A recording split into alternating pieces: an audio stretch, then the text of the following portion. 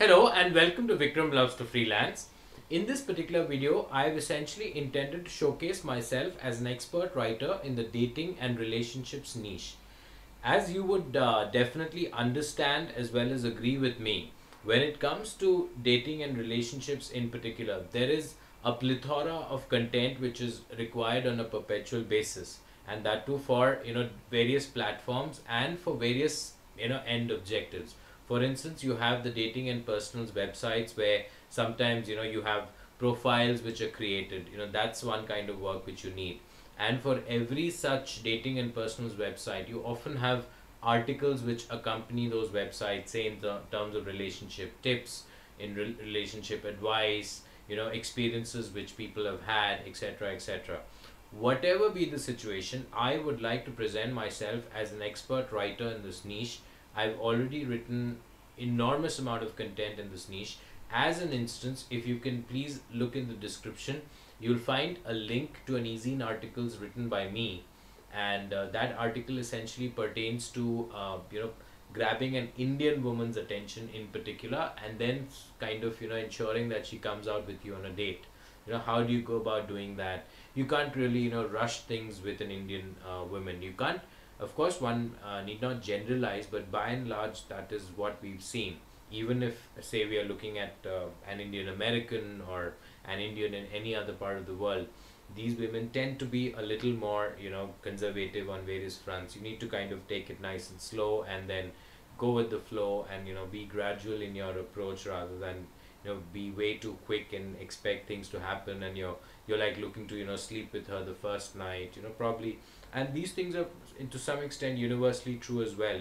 Women, when they are looking at an emotional bonding and emotional association, they're invariably looking at not just immediately getting physical, but rather taking things slow and steady, and knowing the other person well.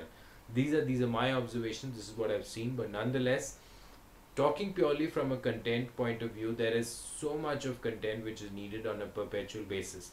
Take this very easy articles link, this particular article which I've kind of included in the description. If you look at that, there are hundreds of different articles which you'll find on a platform like eZine articles, which are being put up every single day. And because there are so many websites out there, talking about dating and personals listings, talking about relationship advice, they're earning through, say, AdSense advertising or other kind of advertising. There are other websites which are, say, selling a particular website, and they have like a long landing page with lots of content there, but they need, in turn, they need backlinks with suitable relationship specific keywords.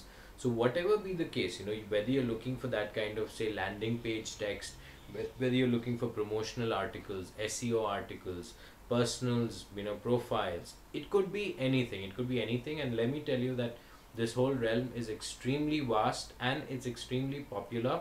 And see, one thing about dating and personals content is that whatever is true remains true for a long time. Otherwise, you have a lot of content which is very topical.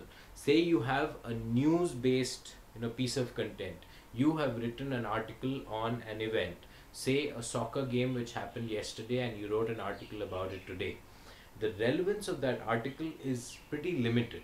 After some time, when that match has already happened, people are bound to forget about it, and people are bound to move on. But when it comes to relationships, your thoughts and ideas, whatever you've shared, say you've shared relationship advice, that remains true today, tomorrow, 5 years later, maybe 20 years later also. Whatever advice you've given remains true.